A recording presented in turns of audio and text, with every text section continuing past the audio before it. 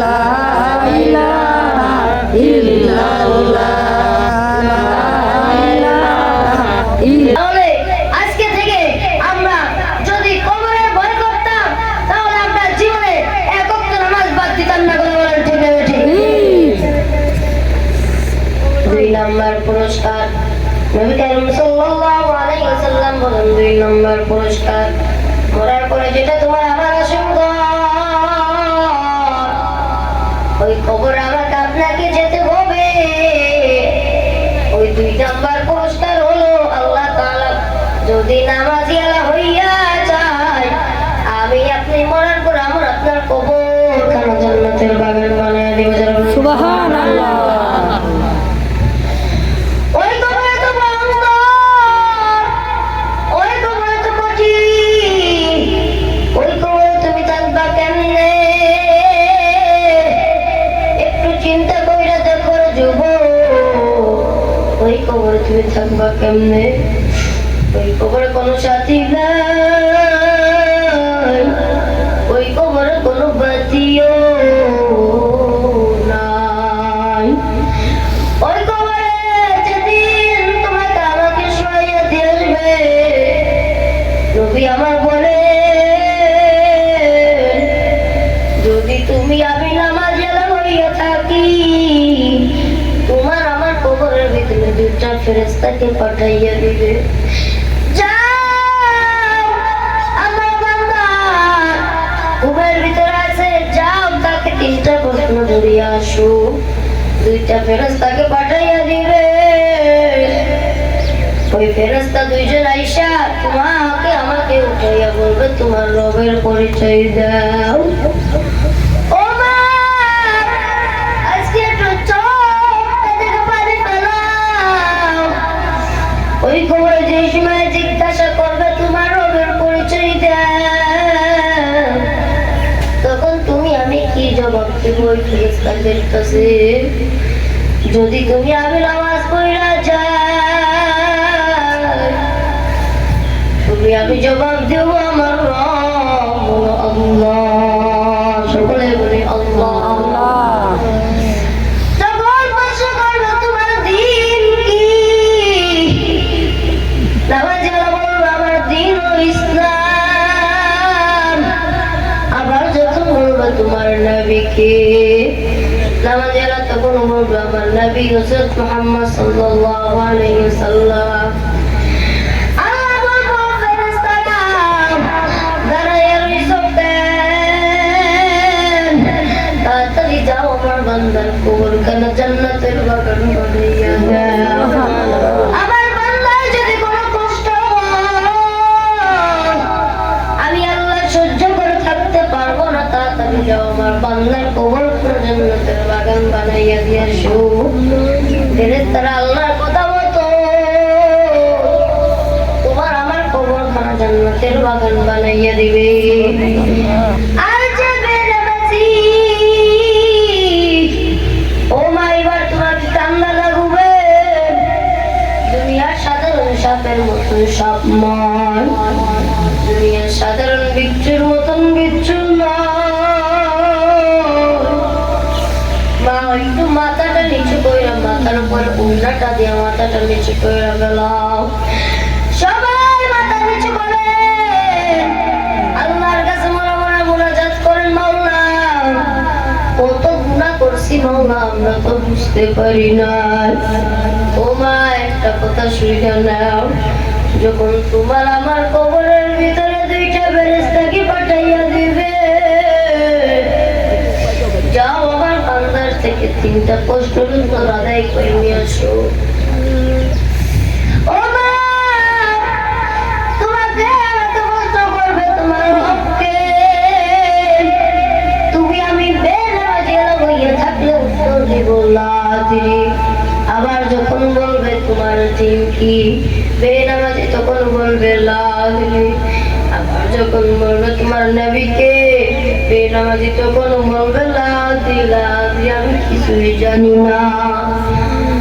আল্লাহ এবার বলবো ফেরেশতারা ওরে আর জিজ্ঞাসা করার দরকার নাই। আবার ওই বেঈমান বান্দার কবর জাহান্নামের একটা সুড়ঙ্গ কইরা দাও। ওই জাহান্নামের তাপ তুমি সহ্য করতে পারবে না। দুনিয়ার সাধারণত শাক, দুনিয়ার সাধারণত তুমি সহ্য করতে পারো না। ওই জাহান্নামের আগুন কত কঠিন, তুমি জাহান্নামের আগুন সহ্য করতে পারবা না। ওই ঘরের ভিতরে যখন তোমার প্রশ্ন করবে তুমি প্রশ্ন উত্তর দিতে পারবা না। আমার আল্লাহ বলল, ফেরেশতারা 99টা সাপ আমার বেঈমানের কবরের ভিতরে ছাইরা দাও। ও মা, ওই সাপ দুনিয়ার সাধারণ সাপ নাই গো মা। ওই সাপ এত কঠিন, নবী হাদিসে বলেন ওই সাপের এক ফোঁটা নিঃশ্বাস, একটা নিঃশ্বাস যদি পৃথিবীতে ছাড়ে পুরো পৃথিবী পুরো সরকার হয়ে যাবে। যারা বলেন নাউজুবিল্লাহ। আর ওই সাপ যখন তোমাকে আমাকে সবর মারবে, তুমি আমি 70 গজ মাটির নিচে ঢুকে যাবো। আমার ফেরেশতারা টান দিয়ে উঠাইবে, আবার তোমাকে আমাকে 70 গজ মাটির নিচে ঢুকাইবে, আবার তোমাকে আমাকে বের করবে। এরকম করতে করতে কিয়ামত যতদিন না আসে তোমার এরকম সাপের নির্যাতন চলতে থাকবে। ও আল্লাহ, শুধু এইটুকু আযাব নয়, কবরের পাশে যে দুই পাশে মাটি থাকে, আল্লাহ ডান পাশের মাটিকে অর্ডার করবো, ডান পাশের মাটি তুই পৃথিবীর এক প্রান্তে চলে যা। বাম পাশের মাটিকে অর্ডার করবো, বাম পাশের মাটি তুই পৃথিবীর এক প্রান্তে চলে যা। দুই পাশের মাটি পৃথিবীর দুই প্রান্তে চলে যাবে। আল্লাহ এবার বলবো, দুই পাশের মাটি এবার তোরা দুই পাশ থেকে আইসা আমার বান্দাকে চাপ দে। ও বান্দা, তোমাকে আমাকে যখন চাপ দিবে, তোমার আমার ওই চাপ সহ্য করতে পারবো না। ওই চাপের কারণে তোমার আমার একটা পাঁচের হাড্ডি ভিতর থেকে আর একটা পাঁচের হাড্ডি ঢুকে যাবে। জোরে বলুন আল্লাহু আকবার। আল্লাহু আকবার। ওই কবর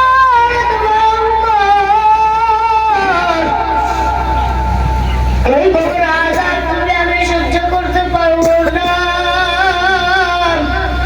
তখন সময় আছে বান্দা তওবা করে কবরে যাও, তওবা ছাড়া কেউ কবরে যাইও না। ওই কবরে তোমাকে আমাকে যেতেই হবে, ওই কবরে আমাকে তোমাকে শুইতে হবে। এই জন্য আমার আল্লাহ পাক রব্বুল আলামিন বলেন, বান্দা দুনিয়াতে 5 ওয়াক্ত নামাজ আদায় করো, আমি আল্লাহ 2 নাম্বার পুরস্কার তোমাদের কবরখানা জান্নাতের বাগান বানাইয়া দেব। সুবহানাল্লাহ। এই জীবনে না করিলাম বন্দেগী, সবাই এই জীবনে না করিলাম বন্দেগী, গুনাহ করে কাটাইলাম জিন্দেগী, গুনাহ করে কাটাইলাম জিন্দেগী।